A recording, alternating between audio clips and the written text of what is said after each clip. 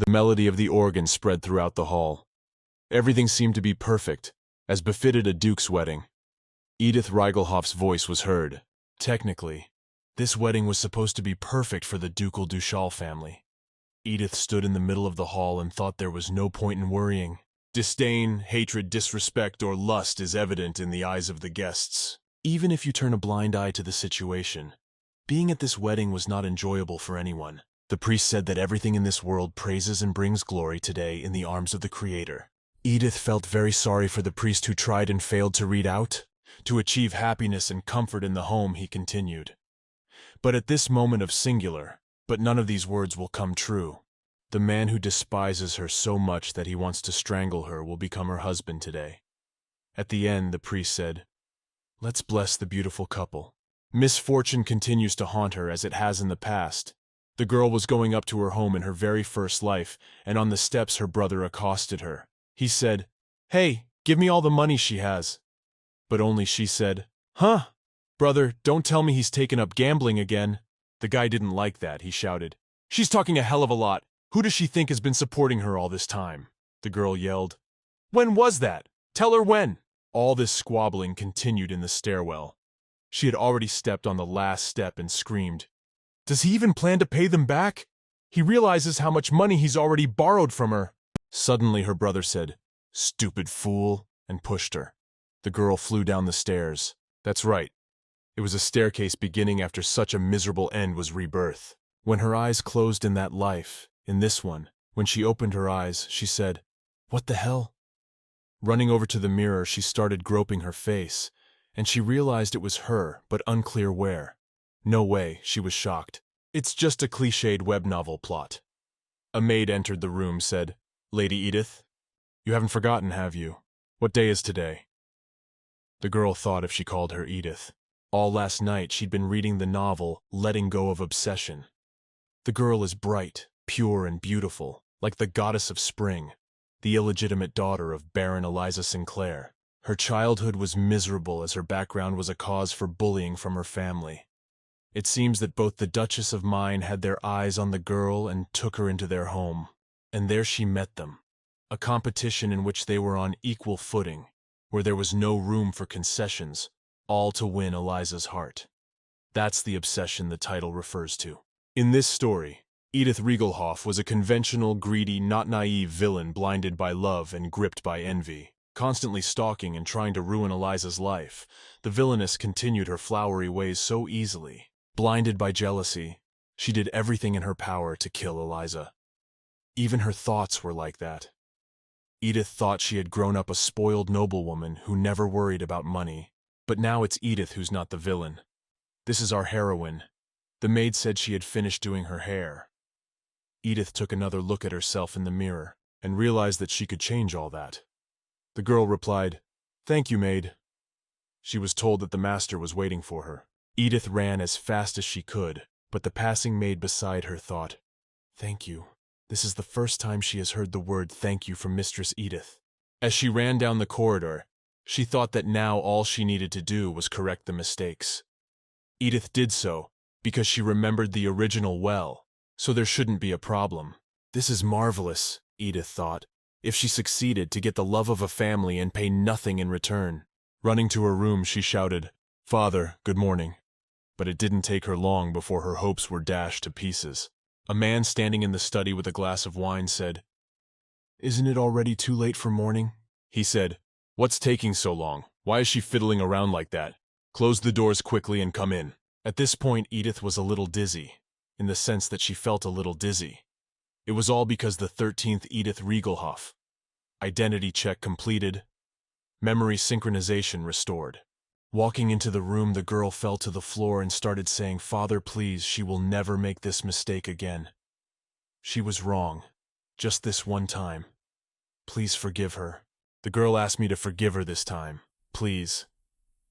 When the protagonist read this novel, she couldn't understand how it was possible. The girl grew up to be a sassy and arrogant villain with a sense of superiority. But it was just an image. She was wrong, she screamed as they were put in the dungeon. "Please let her out," her brother said. Shouldn't she pay for the kindness of those who fed and raised her? A walking advertisement for the family, decked out in bright dresses and expensive jewelry. That was her. Edith. Well, at the same time, she was becoming an easy target to place anger on her, enduring ridicule even from the servants. Edith was the Reigelhoff's most expensive doll. Yes, it happened when the heroine who was reading this novel died. She moved into this novel and saw Edith sitting on the floor there. Edith asked who she was, who saw this girl. Can she make it up to her? But at the time, our heroine didn't even realize that she was dead, and that she would be. And so, back to when Edith walked into her father's room. She's a little hung up because she was remembering all of this, and so he yells at her, "Edith Reigelcow!" She can't get a grip on the morning itself and come to her senses. After all, the girl is like waking up from a terrible dream. Her father continues to be angry, and tells her that she must not make a single mistake today. Rod eyelids are worried because they seem to be losing control of the situation. He shouted, asking her if she remembered the details of the plan. She must tell them that she was going to take her 3 Mountainers. It was the only way to proceed to the next step. "Yes, father," the girl said. "Is this life or a new one? Why is her family like this every time?" She needs to think. The current Duke of Rudnick has been playing Reigelhoff, a rival since her birth. At that time, the status of the two families was about the same. The Earl of Rudwick became Duke after his success in the war, whereas Count Reigelhoff believed that the title of Duke conferred upon Rudwig had been stolen from him, so he married Edith off to get information to overthrow the Duke. Edith calmed herself not to cry, because this is a great opportunity. She didn't know whether to be happy or not, but she was sure she would be able to survive and find a solution to any situation. For now, Edith is not the same Edith. She is a new girl who has read this novel, and she is determined to change her life. If she doesn't do things the way Edith did in the original, she is sure to survive. At the beginning of every novella, the villainess fails and struggles, so today she must not act like Edith from the original story. Arrived at the palace to the Rudwick family, Edith stepped modestly out of the carriage and saw huge estate with beautiful green gardens, parks, and fountains. The girl did not come alone with her father and brother, and when they all walked together to this estate, Edith thought it was as big as their palace. The estate is so luxurious, surely the Earl's eyes must be going wild too. Her brother told her that, but the estate is still as huge and colorful. Father said, "What's the use if it only looks like that from the outside?" Inside, it's empty. A butler walked up to them and said, "Welcome to the Duchy of Rudnick." After bowing, the butler said that the Duke and Duchess are waiting for you inside. Showing "come through" with his hand, he said he would escort them. The father turned and said to his daughter, "Ha ha, of course we will, our dear Edith." Her father's relations to Edith were for the moment completely changed. He gave her his hand, she put hers, and they passed. The girl replied, "Yes, father," but thought it was no big deal. It doesn't matter anymore. They'll be gone in a week anyway and won't be here. The main scene in the original work is set in Duke Rudnick's estate. We have to find a way to survive. When they entered the hall where the table was already set, they were introduced. The Earl of Reigelhoff, his successor, and Lady Edith Reigelhoff had arrived. Edith thought it was amazing to see characters she could only imagine from the author's descriptions. The woman rose from the table and said, "Welcome. Thank you for visiting us. You are hungry. The dishes will be ready soon." Standing beside her was a man, obviously her husband. This is Duke Axel Rudwick and his wife, Jocelyn Rudwick. Typical male protagonist. Handsome as expected of a protagonist. Just look at those golden eyes. She's ready to melt. It must be Eliza. The girl looks like the goddess of spring. Yes, her beauty is breathtaking. Then the man sitting next to her must be the man she is going to marry. Edith thought, is that fair? Now she understands why Edith wanted to be with him. He has a sharp, straight nose and a clear chin line. He gives the impression of a man who is both sensitive and gentle. He has a broad chest and a slim waist, while his hips are quite muscular. How on earth can a person look so flawless? Marveled the girl. She thought she had to stop smiling like that or someone would notice now. In any case, she wouldn't be able to make a good impression on him. Everyone sat down at the table, and there were many delicious dishes on the table. Edith also sat down and began to eat like everyone else. When she cut a piece of meat and put it in her mouth, she was over the moon. Long live the food of aristocrats, she thought. The meat just melted in her mouth. Here, while the girl was enjoying the meat, she heard the words, "No matter where they are sent, a parent's heart will still be worried." She thought, it's already started. So her father said he would like to ask if his daughter could bring a couple of maids with her. He felt that maids who had been with us for such a long time would understand Edith's preferences better and would be able to serve her properly. The Rudwick family wondered, and then Jocelyn said, "Their family's maids are as good as their skills." Then the father proceeded to the next plan. He said to Rudwig, "Did not the Duchess bring her maids with her when she married you?" Everyone stopped abruptly. A silence formed, and they looked at each other. Dukes. Then Edith thought it was a request they could not refuse without a very good reason. "But don't worry, Duke," she thought. "Rod is from food," Edith said. Father said, "It's okay. Please forget about my father's request, Duke," Edith said. "He is just worried as she is not experienced enough." After that, the families had a nice little chat some more, took a walk in the garden, and then left. Already sitting in the carriage, my father scolded Edith, shouting at her and saying that she was crazy and that she was not helping at all, but on the contrary, only putting sticks in the wheels. Edith thought, "Here we go again," and she said to her father, "Didn't you see the look on Duke Rudnick's face? You know how uncomfortable she was when you openly began to insist on it. You could see by their faces that they knew what you had asked them to send maids for. After all, this marriage is necessary to dispel their doubts, and the maids, the place of it, will only confirm them." Then the father said, "Well, she can do it alone." Edith said, "Think carefully, father. From now on she will act on her own, as you said, alone. She won't do anything. But after all, if nothing happens during that time, they will calm down." At this moment, while they were arguing, then her brother sat dreaming already of the girl who had been at the reception. I think she said her name was Eliza, but no one knew or heard these thoughts except Edith. Edith also said that their main task is to dispel their suspicions. After gaining their trust, she would use homesickness as an excuse and ask them to send one of our maids. The father pondered. "Seems like a good idea on the daughter's part," the man thought. The girl added, "Believe in her father." From that day forward, and for the next week, she would walk like a knife blade, and at the end, after taking care of all that, the day finally came when she stands before the wedding altar. The baptism kept saying that from now on these children devoted to the Creator were creating a new family. But Edith had the most important thought, that she didn't have to go back to that house now. Crossing her fingers, she thought, "God, please bless the rings that will join them together. The covenant is given by them. The moment they charge with the rings, it's all over." And just then, a boy and a girl walk by, carrying 2 rings on pillows. Edith thought, "That's very sweet and so lovely when the children are involved too." Looking at her husband, Edith thought, Yes, Killian. She knows his character, even though he looks troubled now." When they were presented with the rings, the girl thought, "So let's get this over with as soon as possible." Reaching out my hand for my husband to put the ring on his finger, it happened just like that, without any obstacles. Edith noticed how unpleasant it was for him to touch her hand. Now it was her turn. She took the ring and thought childishly. But at that moment, Killian took the ring and put it on himself. "Ha ha," thought Edith. "That's what they saw in this one. Well, nothing. What's going to change from that action? Anyway, she won't be running after him." Leaning over to the children, she said, "Good job, guys. Thank you for bringing the rings." And stroking the girl's head, she said, "Thank them."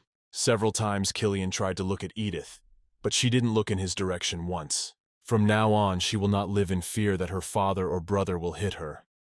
For now her life would be full of joy. She has become Edith, which means that she will live a life of one pleasure. When it was over and she was back in her room, she was finally able to change her clothes. Naturally, the bed exhaled at the fact that she was really tired from today. The dress was pressing hard in her chest, and the heels were a little high. In any case, she should get to know Edith's taste better. The girl began to stretch her arms and back a little as everything was stiff. Taking a comb in her hands, she wanted to comb her hair, but there was a knock on the door. The girl said, "Come in." Edith did not turn around, but she heard a woman's voice. "Edith." It was a woman's voice. When she came back and saw Eliza, she said, "Oh, Lady Eliza, it's you. Has something happened?" asked Edith. Lisa came in with a very upset face. She didn't know how to tell her. She started to mumble, but then she said the words, "I have something to tell you." Edith remembered at once. That's right. There was an episode in the novel right after the wedding. After the marriage ceremony, Lizzy went to Edith's house to apologize for Killian's rudeness. However, her apology backfired and hurt Edith. She couldn't blame Killian for his cold nature, so she decided on Lizzy. She screamed at her and asked how dare she wear a white dress to someone else's wedding. Edith married Killian, not Lizzy. Honestly, if she were the real Edith, she'd probably be upset too. But unlike the real Edith, she has no reason to be angry with the protagonist. So Lisa says she wanted to apologize for Killian's rudeness today, and she hopes you're not too offended by it. Killian, he may look cold and rude on the outside, but inside he is a man with the purest and deepest heart. Edith smiled and thought, how could anyone ever hate such a cutie? She already loved her. Her bright, shiny blonde hair shines like a diamond, and those incredibly large, sea-wave-colored eyes reflect only innocence and purity. Such sweet looks and a kind, righteous heart. If you are obsessed with the villain in a romance story, you will definitely fall in love with her.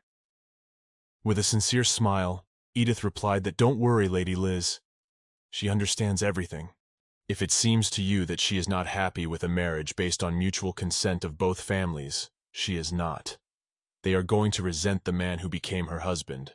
At these words, Eliza was surprised. She said, "Mistress Edith." It was just that if Edith did the right thing now, her chances of surviving in the Duke's house would increase markedly. Eliza went on to say that you are indeed a very mature and kind girl. Clapping her hands, she already liked her. Edith said, how could she compare with you, lady? Today's dress suits you very well, or rather, it only looks fine because of your beauty. And Eliza became shy and blushed, saying, "Oh, what are you talking about?" Suddenly there was the voice of a maid who said, "Madam, she has brought you a towel." Eliza said, "Oh, she has kept you too long, Edith, I beg your pardon. You must be tired, she will go." Said Edith, "Thank you, Lizzy, it's all right. She's so cute. She makes you want to eat her," she thought, but said, "Okay, get some rest, Light. I'll see you tomorrow." When Lizzy left, Edith said boldly, "Well, that's kind of the end of the wedding episode," and began to take off her nightie. Now that she was alone, she could relax a little. The girl went to the bathroom, into a hot bath with rose petals, and said, "Ah, it feels so good. Now you can live." Now, if she's going to live here as the Duke's wife, the bath preparation will be handled by the maid, right? My God, this is nice. There's no internet here either. And if there is, no need to go to work and no need to clean the house either. No worries. Bank account balances to hell with the general manager and the asshole brother. Only thing to do is attend operas, hunting competitions, picnics, parties, and even balls. Suddenly a voice said, "And bathe alone until her husband comes." Killian walked into the bathroom and said, "Nice one, wife." Edith saw him and said, "Killian," in a surprised voice. In the original story, Killian didn't go into the bridal room that evening, did he? Thought the girl. He said, why did she react so harshly? Except the groom can come to the bridal room. Edith said she just didn't think you'd come in with your arms covering your body. Killian asked, what made her so sure he wasn't coming? The girl replied, but that's what she thought. You wouldn't let her wear your wedding ring at the wedding, so she thought you were. Killian interrupted her, saying, then what could it be? She was expecting a passionate courtship from him. So absurd. It's illegal to be so handsome with such a prissy look, thought Edith. The girl has no reason to hate or be angry with him, and to be honest, no energy to do so at all. She answered him that she was just telling him what had happened, and noticing your reluctance to contact her, that's what she thought, that you wouldn't be in the room tonight. Killian was indignant and said, so she's going to sleep here tonight? The guy ran out of the room without saying anything. Edith was alone in the bathroom and thought, I don't know why he came. As Killian was walking down the hallway, he was called out. He turned around and saw Lizzy. The girl asked, aren't you supposed to be in the bridal room? Killian replied that he had already been there, but he had no thought of staying there any longer. Lizzy asked, what do you mean? And Killian replied, is it okay to take a bath alone?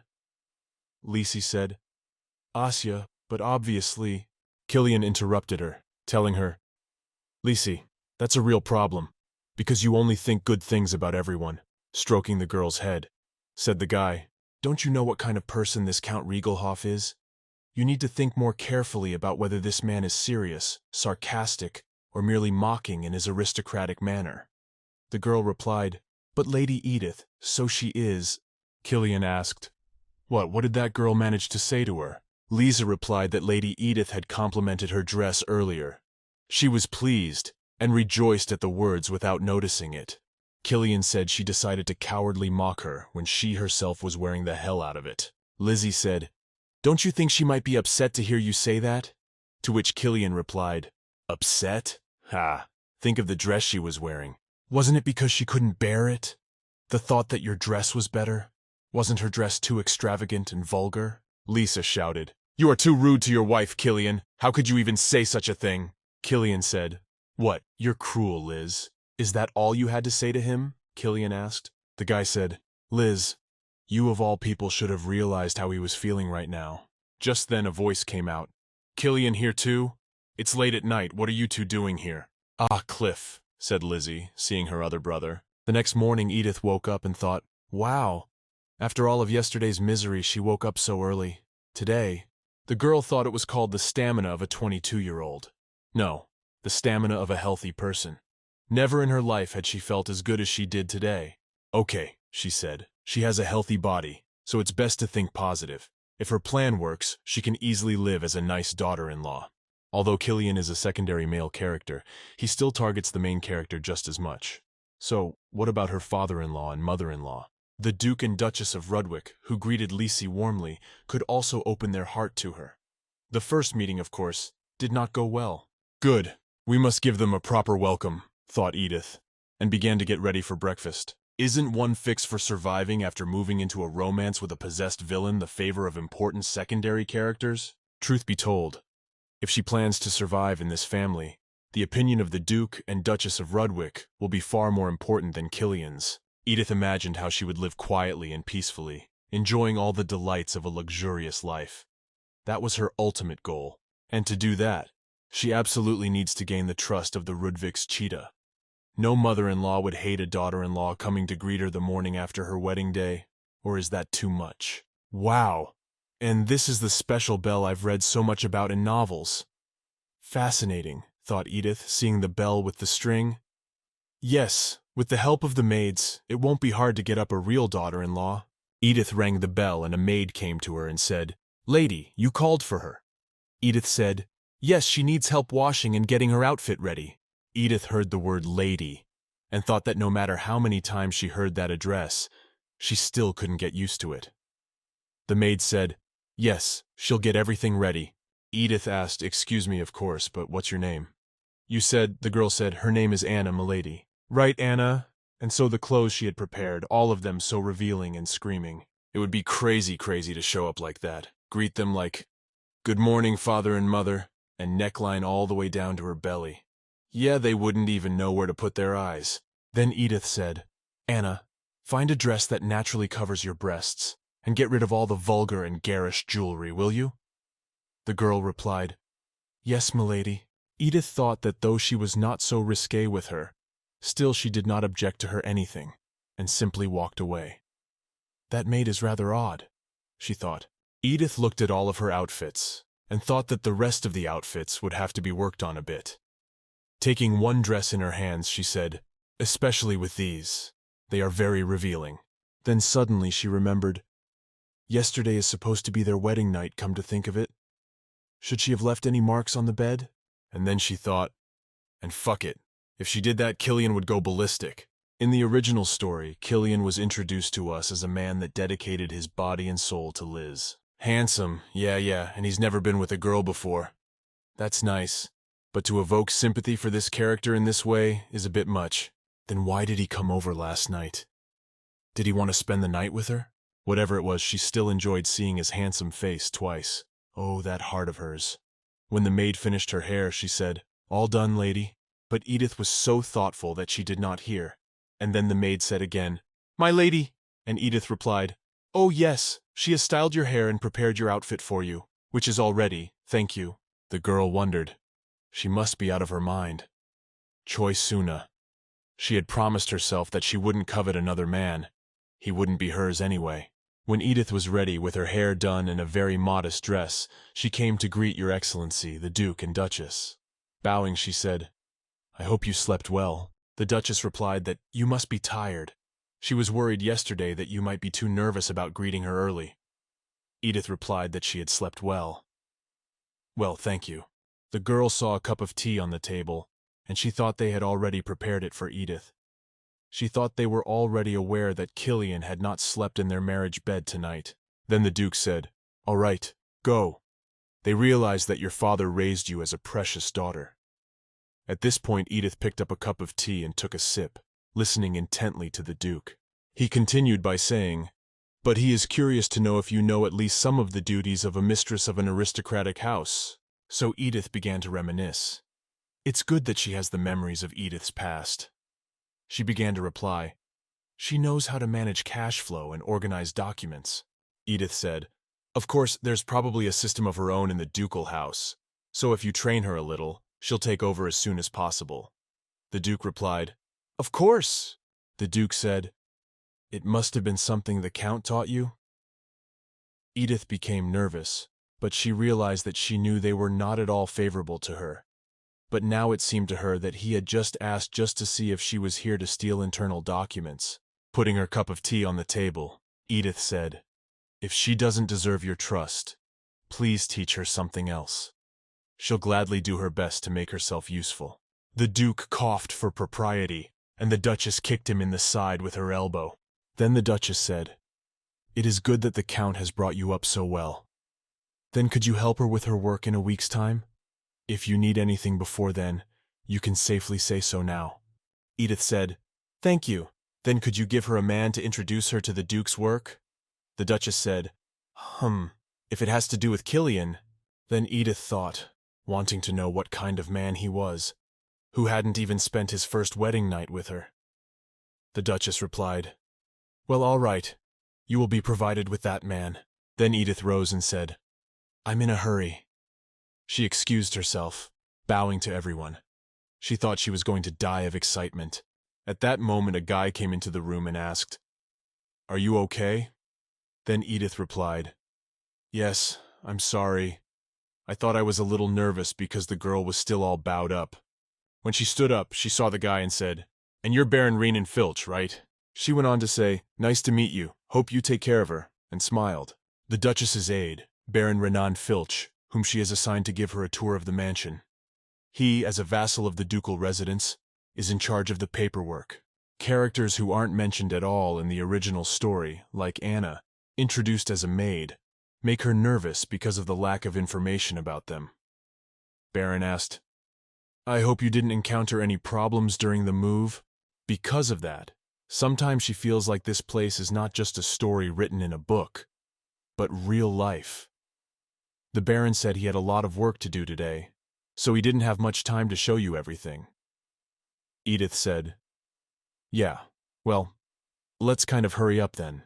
She thought, following the Baron, is it inherent in people who weren't in the original work to be straightforward? Walking into one of the rooms, the Baron said, "This is the jewelry vault. Important jewels of the duchy are kept here. On special occasions they may be used." Walking to another room, he also said, "Here is a collection of weapons and armor. This place is usually used by His Excellency, the Duke, and the young gentleman. Everything is made by renowned craftsmen." Walking into the next large room, the Baron said, "This is the great library, the heart of our duchy. It contains a collection of extraordinarily rare books." Walking through the library, Edith asked, "Can she come in here at any time, or does she have to get someone's permission?" The Baron replied, "Any member of the duchy family can enter at any time. The same goes for the Sistine Hall, where new works of art are exhibited every month." Edith replied how pleased she was. The girl thought that in her previous life, even if there was an exhibition in the City Art Museum that interested her, she still couldn't go because the ticket price was too high. But here, there is an art gallery right in the house. Is that a misfortune? When he got to the hall, the Baron said, "And this is the Sistine Hall." Walking through the hall, it was a huge hall with many statues and paintings. The guy said, "Since the mansion is quite extensive, We'll end the introductions there. Edith said, "Thank you so much, Renan. It's scary to live in such a beautiful place. You have a pleasant voice and a well-practiced speech. It was a pleasure to listen to you." Renan said he just did what he had to do. If time permits, he'll show you the rest of this place the day after tomorrow. But he was embarrassed himself. And then he remembered. "And he has more to tell you about this place on the way back. It's a big hall." The girl interjected, "The big hall?"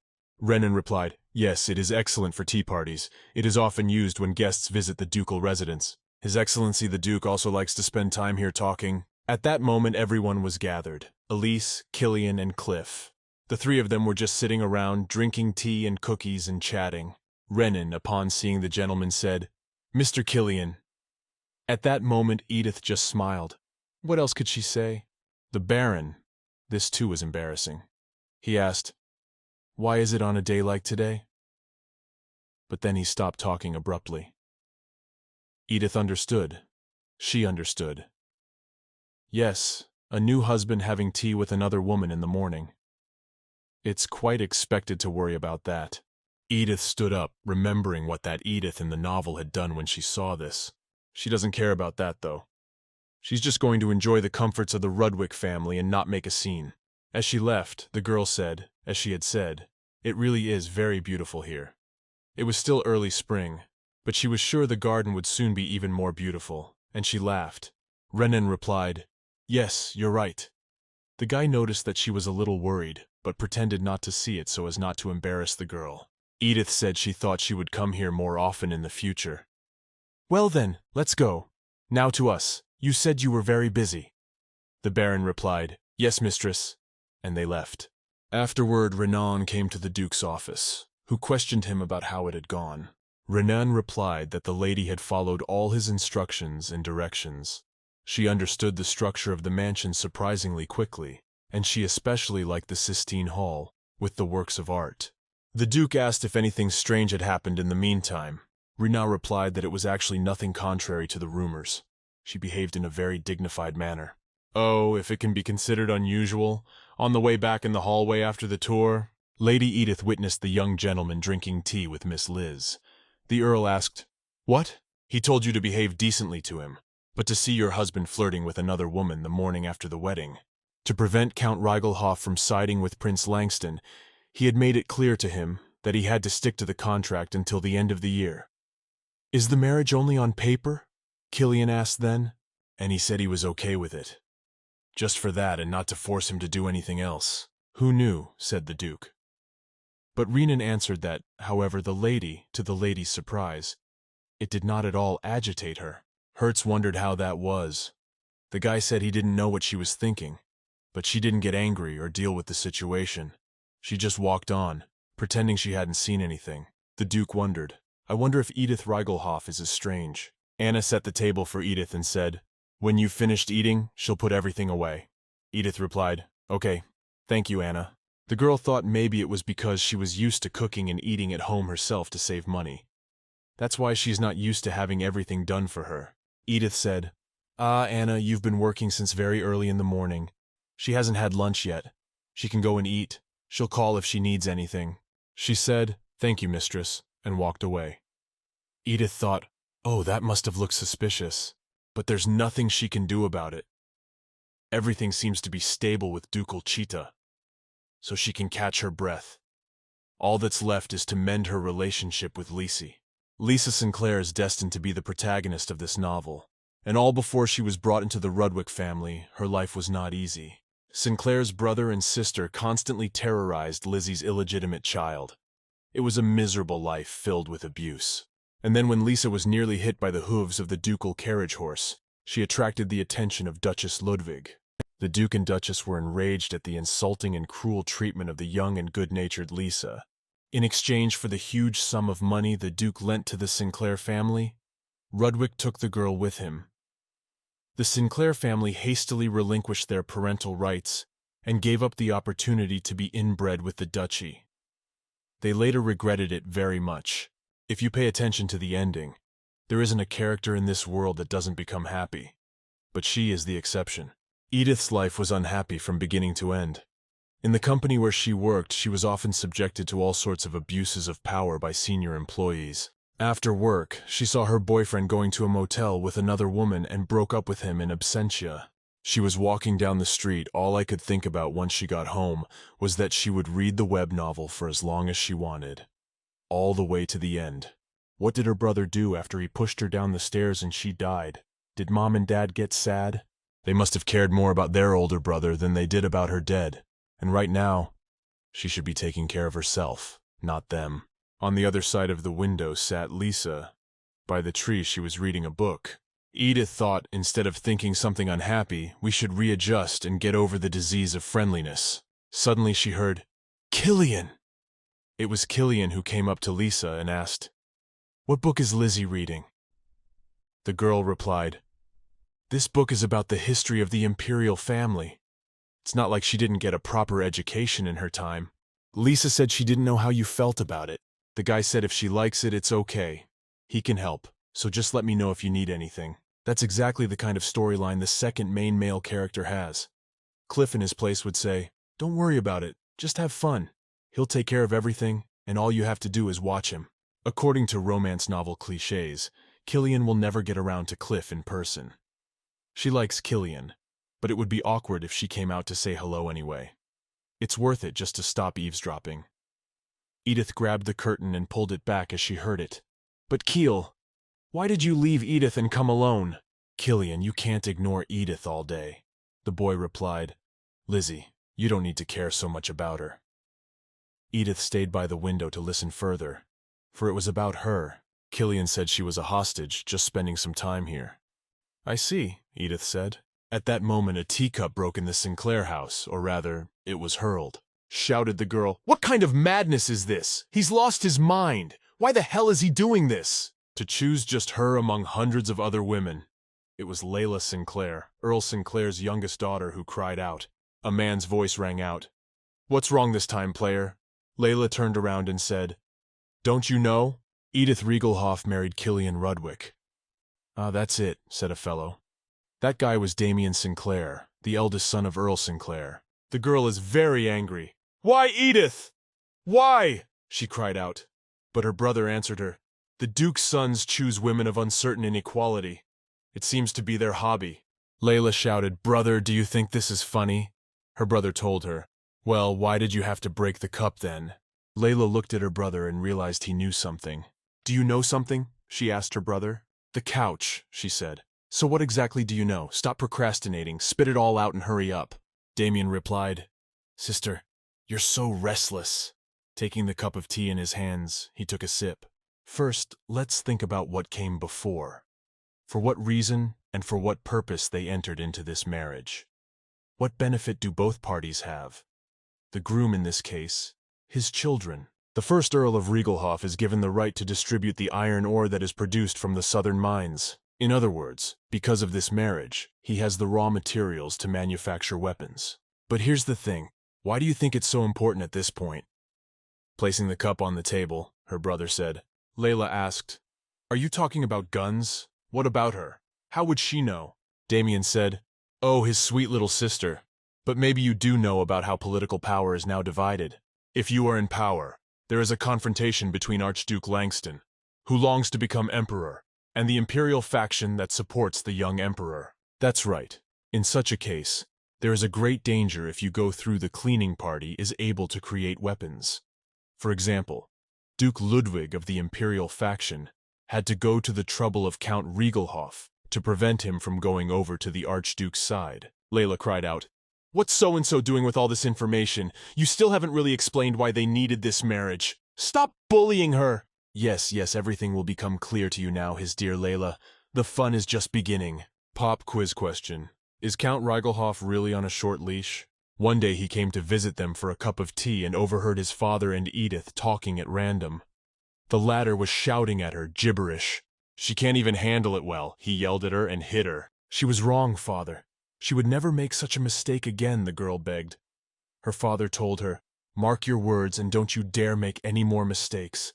If he didn't get the information he needed about the Count, she would starve for a week. The image of Edith's arrogant villainess became a blank slate in an instant.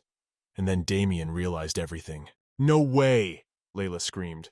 "Of course it's hard to believe," her brother said, "but it's the most reliable information. Let's see what happens next. If the details are revealed at the right time, the Reigelhofs will be finished." On the same day, a little after the time, Baron Renan came to Edith, and they went on to take a tour of the estate. Renan said, "And so, if you pull out here, you'll find the entrance to the Great Garden." Edith said she was already somewhat familiar with the place. To think it had taken them a whole week to see the whole mansion. Edith said what she was going to do the rest of the time. Renan replied, "You don't have to worry about that anymore. The Duchess said she would provide work for you, starting today." Edith was very pleased indeed, she said. "You can't. How hard it was to sit idle all the time," said the girl. Edith asked, "Her mother-in-law's office is down the hall, third door on the left, right? Thanks to you, she seems to be getting her bearings in this big mansion pretty well already." "Thank you, Renan. Isn't she a diligent student?" the girl asked. The guy replied that he'd familiarized you with the place in a week. "It would be strange if you didn't remember." "And you're right," Edith replied. A little later, Edith went to the study of her mother-in-law, the Duchess. As she walked in, she saw that the Duchess and Elise were in the study. Elise said hello and said, "Hello, Lady Edith." "Likewise," I replied. "Hello, Miss Lizzy." Walking over to her, took her hand and continued, "Lizzy, they will be working together. She's so excited, she doesn't know anything at all here. Hopefully you'll teach her a lot." Lisa replied, She's just running errands for the Duchess." And the girl blushed again. The Duchess said, "Okay, you two seem to have made friends by now." Edith replied, "Oh, sorry for the late greeting." The Duchess smiled and said, "It's fine, don't worry. Lizzy, could you prepare the papers you were working with earlier?" "Of course," Lizzy replied. The girls got to work. Lizzy and Edith sat down at the table and began to do paperwork. Suddenly the Duchess stood up, which made her nervous, and said, "The time passed so quickly." Edith asked, "Do you have an appointment?" Lizzy replied, You must not know yet. Not long ago the Duchess summoned a dressmaker to our house." "A dressmaker?" asked Edith, while she herself remembered that it seemed a similar episode had already occurred. There was a knock at the door. A maid came in and said, "Duchess, they've already escorted a representative from the royal dressing room into the drawing room." The Duchess replied, "Yes, good. We will finish our work for today, girls." "Yes, mother," replied Lisa, and Edith thought, it would be well to remember what was the matter with that tailor. The girls passed into the drawing room. The Duchess took the booklet and leafed through it nervously, saying, "The older she gets, the more monotonous the designs she chooses." And then Edith remembered what the book had said about the situation. The Duchess turned to the girls, saying, Ladies, could you help her with her design choices?" Edith thought, why on earth would you ask her such difficult questions? But obviously the Duchess will like the design that Lizzy chooses for her better. And if she also offered her choice of options, Lizzy would still get more praise, Edith pondered, glancing carefully at Lizzy. Lizzy replied, "Can she really advise you on anything?" Edith thought, "You have to calm down, it's all right. It's not such a difficult task, is it? Winning or losing doesn't really solve anything here, unless you count the main character's buffs over the last 5 years. Liz has successfully influenced preference. It's not hard to understand." However, she had only seen such clothing and illustrations for short stories. Lizzy's voice rang out. She said, "How about this design?" Edith thought, has she already chosen so quickly? Lizzy said, "There's that blue silk dress on page 11. I'm sure it will look elegant on you." The tailor looked on, opening to page 11. "This is a popular design from our latest collection. The silk is of the highest quality, and very often supplied by the imperial family." Edith thought it seemed like the right choice. The Duchess has a rather light skin tone, so any color will suit her. But this particular shade of blue will look especially good against her amber eyes. Well, what if she came up with her own design? What if she did? And just at that very moment, the Duchess asked, "Lady Edith, have you found a design you like?" Edith replied, "Perhaps it is not an easy task, given that the dress Miss Lizzy has chosen is so outstanding. However, if you want to try something new, can she offer you another option?" And showed the Duchess the dress she suggested. The Duchess's reaction was, "Oh my God, this?" Edith continued, "On those days when you want the atmosphere around you to change a little, thinks this one is just right. It looks striking. Few people appreciate this kind of color combination. Sitting there, I thought to a man of the century's eye, this would be the design that would truly be worthy of a duchess. The duchess replied that the dress was certainly beautiful, but wasn't it too motley for her? The woman thought, of course, she is as embarrassed as she is. Edith thought, however, that especially as people got older, they absolutely had to wear fancy things to look always splendid. But such a duchess! She couldn't say. Edith thought that in any case, she wasn't going to insist on winning their confrontation. Even if she managed to defeat the protagonist, she would still have kill points accumulating. Lisa said that Mother had the incredible beauty to match this dress with dignity. The Duchess laughed and as awkwardly as she could said, "Then trust your choice." And now she wants to do something else. Let's find something that will suit our Lisa. The girl was very surprised and said she was. Lisa immediately started telling me that she couldn't wear what she already had. It was enough for her. The Duchess said, "Let's take a look at this floral print. It would be perfect for a spring tea party. Oh, and this dress is very harmonious and will fit perfectly," pointing to 2 dresses in the catalog. Edith pointed her finger at the pink dress and said that this one was too. It wasn't for everyone, but Lisa had very fair skin and cheeks like strawberry milk, so it would look great on her. The Duchess took the catalog closer and said, "Gosh, and you're right, Edith has a wonderful sense of style. What do you think of this Empire-style dress?" Lisa kept sitting there whispering that, but she really didn't need anything. Edith said it would definitely fit Lisa, but she thinks it would look immature. When considering a white and simple style, how about this dress? The Duchess said, yes, and it would be nice to accent it with an aquamarine brooch. For all this talk, it was only good to see how much work she would have, and she would get paid for each dress. The Duchess said, "Well then, let's stop at these 5 dresses." Edith replied, "Yes, it was a difficult task, Mother." How suddenly the Duchess said, "Goodness, how could she have forgotten?" Edith, hurry up and choose the design you want too. Edith replied, "And she doesn't need a new dress. She would rather like to slightly alter the existing ones. You can do that, can't you?" And looked at the dressmaker. The tailor replied, "Yes, of course she can. What dresses do you want to adjust? Great, she'll drop them off later." Edith said, "She has a few outfits she wants to keep," calling for her maid Anna. One of the cardinal rules of survival for a possessed villain in a novel is to completely change her image. When Anna brought the dresses, the tailor began to examine them, and Edith said that remove all the jewelry from the dresses, and please cover the chest area, and for the excessively large neckline, she was not quite comfortable to walk. The tailor said, "Ho ho, your tastes have changed markedly from what they used to be." Edith replied, "Just do as she says." At this moment Elise and the Duchess were in the room, who had seen and heard all the conversations between the tailor and Edith. It was to Edith's advantage. Perhaps, yes, they would change their attitude in time. When I got to my place, I pulled myself up and said, "Phew, they're finally quite done. I wonder if you collected all the beads attached to the dresses and sold them. How much would they be worth?" The Duchess is also trying to establish a relationship with her and is clearly showing it. So if things continue like this, the girl thought. Suddenly her thoughts were interrupted by Killian entering the room. Killian certainly couldn't have come to her without a reason, could he? Edith asked, "What's wrong?" The guy replied, "Follow him." Stepping away from Edith and already leaving her, he said that Lisa had invited her to tea. Edith wondered. Why, she thought. But was there such an episode in the original with the invitation to the tea party? She would only find out about that if she went there. And the girl agreed, following her husband. Walking behind him, she thought, it must have been Lisa who asked him to escort her to the tea party. Walking behind Killian, she, Edith, thought that at any rate, even from behind, he looked very good. If you looked closely at those shoulders, you could decide that he was a good swimmer, broad-shouldered, and with a narrow waist. This is the first time she is so fascinated by a man's body.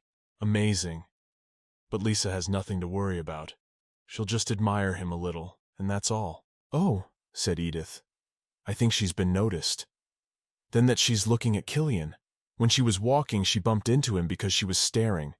The boy said, "You have to be warned beforehand." Edith said, "Sorry." Killian turned and told Edith to be careful with her words in the presence of Lizzy. Lisa is part of their family. She's the dearest person to him. He hopes she understands what he's trying to say. Edith wondered what he'd confess to right off the bat. The girl said, "Are you determined to hurt her?" Killian asked what in his words could have hurt her. She said that she too was human. Then Killian asked, "Isn't a human a snake?" Then Edith said, "You're very polite, Killian. Maybe she should show the same courtesy in her relations." The girl said, "It looks like you're serious about ruining her mood and making her into a true villainess. But unfortunately she's not, and who you can so easily hurt. Of course you still manage to inflict pain." Edith came in, everyone greeted her, the girls sat down at the table to drink tea. Everyone is silent. The silence was interrupted by Cliff saying, "You seem to be adjusting well to life here, Lady Edith. Haven't you put too much work on your shoulders? You're still newlyweds. Why don't you and Killian take a trip?" Edith smiled. She guessed at once that he was going to send Kyle, and with her and Lisa to keep for herself. But she replied that she didn't think that was possible. Killian seemed so busy. Killian said, "Brother, wouldn't it be better to take care of business at the manor soon? Winter is already over." Cliff replied, "Of course, your truth." Immediately he said to Lisa, "Would you like to help him? You once said you'd like to go on a trip." But Liz didn't have time to reply before Killian said, "Why do you need to bring Liz with you? Liz, you don't have to pay attention to what your brother says." When Cliff said, "You think so? But if he leaves Lisa here, I think you'll give her more trouble." When these three are together, Lizzy, Cliff, and Killian, you might think they're good siblings. But if you take one brother out of this friendly company, then the relationship of those left behind instantly grows into something more. And in this case, Lisa will not be able to avoid bad rumors about herself. Edith thought maybe it's because he's the main character, but he has a whole different level of thinking. Suddenly she was asked what she thought about it. Edith asked what exactly she should think about. Cliff talked about having to leave the mansion all alone, and generally about the situation of her staying with Lisa and Killian. What does she think of that, Lady Edith? Cliff reiterated once more about the situation in which she, Lisa, and Killian would be alone. Stop, Edith thought. What the hell is he talking about? Though she realizes she's not the right person to... But still, they're not on a chessboard to play with people's fates. It seems that to be unmolested is a family thing with them, Edith reflected. Putting down her cup of tea, the girl said she didn't care. Cliff was very surprised by this. He asked, "What?" Then Edith replied, "To attend to the affairs of the mansion, and that includes visiting the grounds, is the duty of the heir, Mr. Cliff. Does she have the right to tell you to go or not to go?" Cliff said, "No, that's not what I meant." Then Edith said, "However, as far as Lisa and I are concerned, to be honest, I think you're a bit over the top. Long carriage rides are a rather arduous pastime for a girl, and Lisa is not even Mr. Cliff's fiancée after all. So she can't say anything in favor of your traveling together." Cliff asked, "So you think this trip is onerous?" And then Lisa finally said something. "Cliff, do you really think she should go on a site inspection right now?" Edith wondered what had just happened, or if she had misunderstood. And screw it. She's not the kind of villain who would bully the main character anyway. Cliff said, "No, it was only his suggestion, and their Lady Edith seems to have a very kind heart. Here he is, the real protagonist of this novel." When evening came, Killian went out for a walk on the balcony. He thought back to this afternoon spent with Edith and did not understand her. He especially remembered Cliff's words when he said that they didn't have Lady Edith, and that she seemed very kind. And she had replied that she was just trying, especially at this moment. As suddenly Eliza came out to Killian on the balcony saying, "What is he doing here all alone?" "Did something happen?" asked Lisa. "No, nothing," Killian replied. "I just went out for a walk." The boy asked, "You said you were picking out new outfits today. Mommy really likes to dress you up in pretty new dresses." Lisa replied, "Well, the missus has already bought so many dresses. She feels so guilty every time." "What are you talking about? The Duchess has always dreamed of a daughter and envied those who have one."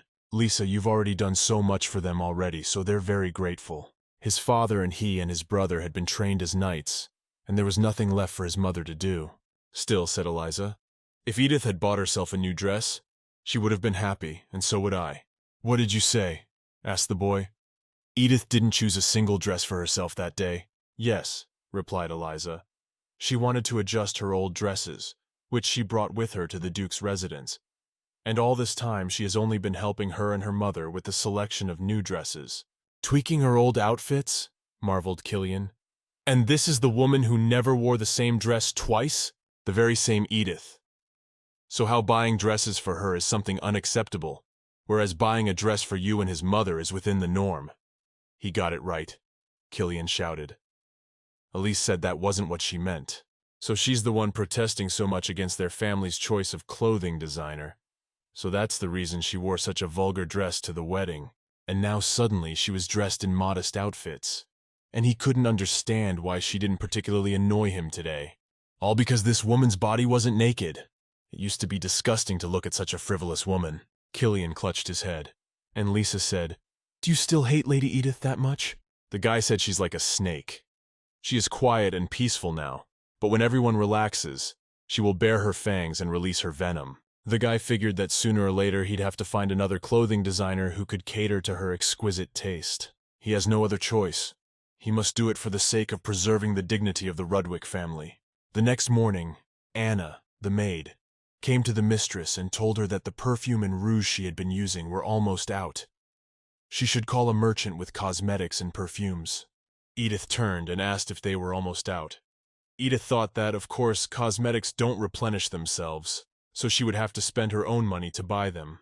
Still, is it worth spending your saved money on it? As Edith's position in this family is rather precarious, she has been saving money all this time to prepare for some unexpected eventuality, and keeps putting things off until the next time.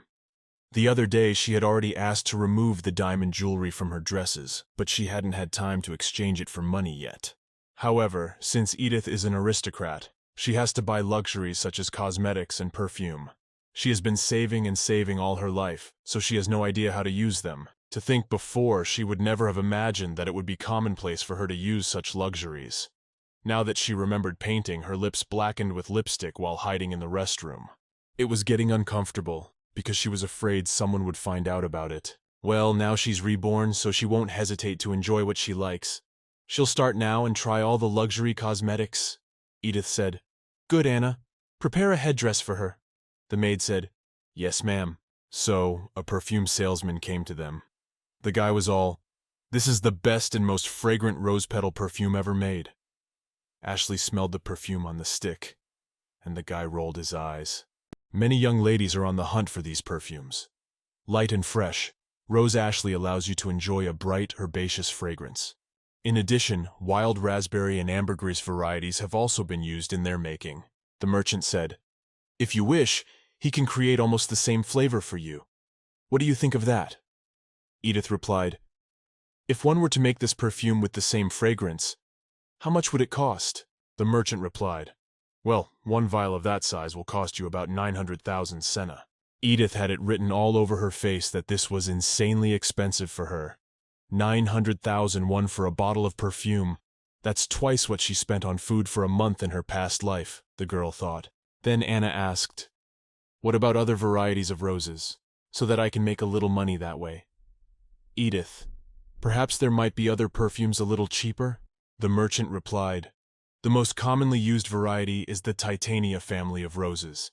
They have the most intense and heavy fragrance. So the first thing that comes to mind at the mention of the word rose is their scent. However, it is not at all suitable for young ladies." The sales guy said he would like to recommend specifically the Ross Ashley variety you have been using so far, or the Thesis or Nathaniel varieties. The same bottle of this perfume would cost about 200,000 senna. They are more luxurious and have a deeper fragrance than Ashley's roses. He now claims that a normal 100 ml bottle of perfume is worth more than 2,000 million won. Edith said she was thinking, she will use the same fragrance, she doesn't like the sudden change of scent.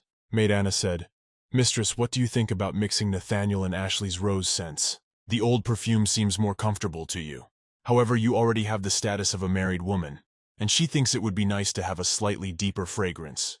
The guy said, "That's a pretty good offer. The price will range in the neighborhood of 130,000 sen with the same volume." Then Edith smiled and asked, "Perhaps 120,000 would be enough?" And the merchant said, "Oh well, then he'll be out of profit." Then Edith offered 125,000. It's because she doesn't feel like throwing money away after she's just married. In return, she promises to buy a new perfume from you soon.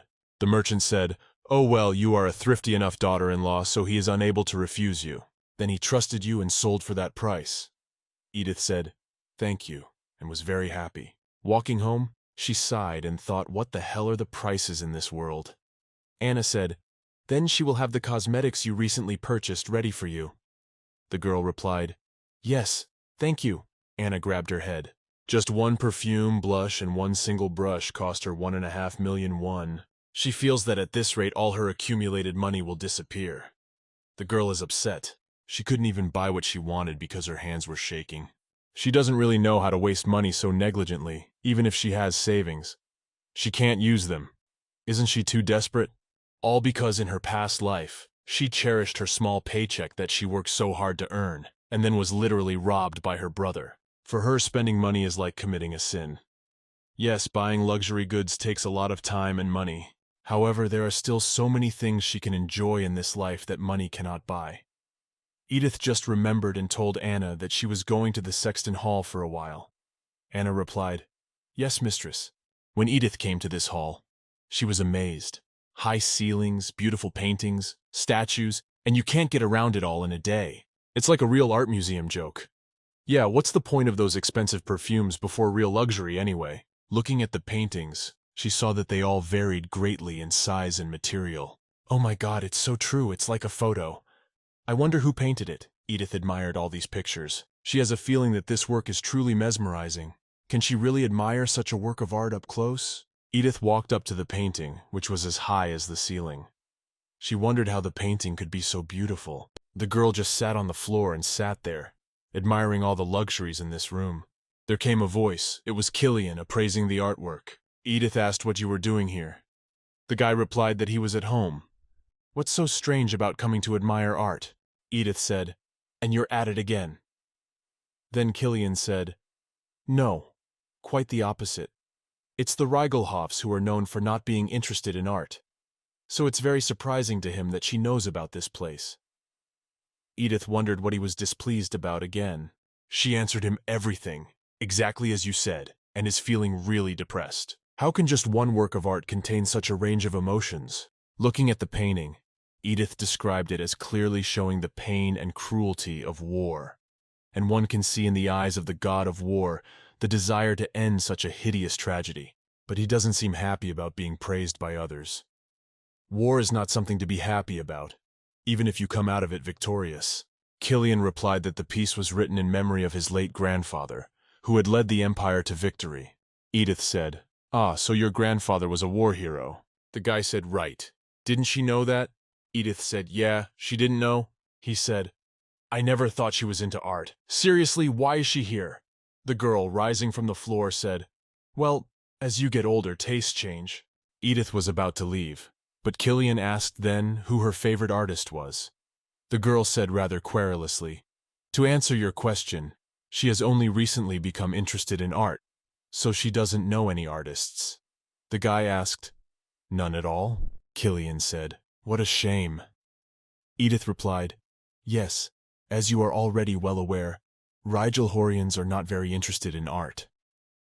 The girl smiled and headed for the exit as she suddenly stopped, saying, wait a minute, that boy looks very familiar to me." Then Killian said that when he was too young, at the request of an artist, a close friend of his father's, he had been forced to become a model. Edith leaned over and scrutinized the painting, saying, and she continued to scrutinize. The boy asked what she was looking at, and Edith said, "Nothing at all." "Well then, what are you looking at?"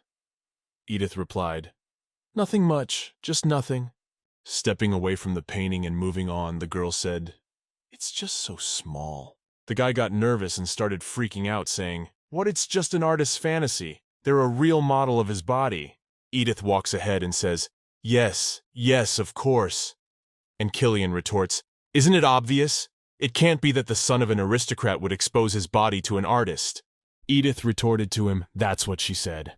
Then Killian freaked out and said, "Yeah, fuck it." The guy freaked out and said it was impossible to discuss art with her. Edith laughed and said, "That's right. If you don't get jokes at all, how have you lived all this time?" One fine day, the weather was fine. Edith decided to take a walk in the garden, wearing a beautiful dress and a hat. The girl went out for a breath of fresh air and marveled at how beautiful the weather was. If it were always like this, there's nothing more to be desired, she thought. It had been 2 months since she had occupied this body, Edith's body, and she began to live the peaceful life of an aristocrat, performing the most minimal of duties. The breeze was blowing coolly, and the sunlight today was simply illuminating, and the air so pure. If only every day were like this, thought the girl. The girl has adjusted much better than she thought she would. An art gallery in the mansion itself that can be enjoyed at any time. Luxurious cosmetics that don't need to be cherished or regretted. Exquisite dishes that can be enjoyed with every meal. Despite all this, she is still looked at with suspicion. However, Anna, whom she sees most often, always addresses her politely. Suddenly, Renan walks by. The girl notices him and says, "Long time no see." The guy asked, "I hope you've been doing well. What have you been doing lately?" The girl replied that she walked almost every morning. She enjoys a walk in the garden. Thanks to your help, she has a good sense of direction in the mansion, so she often visits the art gallery. The boy replied that he was very glad. Then Edith asked, "Have you had breakfast yet? Isn't the weather beautiful today?" He said, "You," and Edith asked, "What?" But the guy glared at something and said, "No, nothing." Edith said, "Anyway, I think you're very busy. See you later then," and waved her hand at him. Renan, walking away, thought, "Okay, it'll probably be okay," looking at Edith. "Finally made it," Edith said. In fact, the purpose of her morning walk was right here. And today, her husband is in great shape. The sight of him is breathtaking every time, no matter how many times she looks at him. A strong man with a firm chest and magnificent muscles, and that incredible relief on his back. You can't stop. If being a beautiful crime, this man would have been convicted without a trial. She was certain now that she would have preferred Killian over Cliff in any case.